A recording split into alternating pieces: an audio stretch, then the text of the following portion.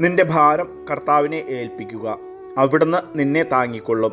നീതിമാൻ കുലുങ്ങാൻ അവിടുന്ന് സമ്മതിക്കുകയില്ല. ആരുടെ വചനത്തെ ഞാൻ പ്രകീർത്തിക്കുന്നുവോ ആ ദൈവത്തിൽ നിർഭയനായി ഞാൻ ആശ്രയിക്കുന്നു. മർത്തിന് എന്നോട് എന്തു ചെയ്യാൻ കഴിയും? ഞാൻ അങ്ങേ വിളിച്ചപേക്ഷിക്കുമ്പോൾ എൻ്റെ ശത്രുക്കൾ പിന്തിരിയും. ദൈവം എൻ്റെ പക്ഷത്താണെന്ന് ഞാൻ അറിയുന്നു.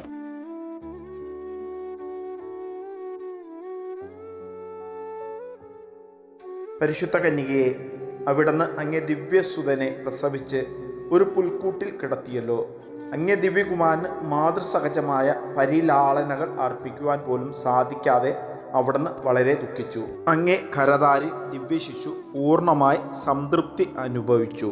സ്നേഹനിധിയായ മാതാവേ, ഞങ്ങളുടെ ഹൃദയങ്ങളെ അവിടുത്തെ സ്നേഹവായ്പിനാൽ സംതൃപ്തമാക്കണമേ.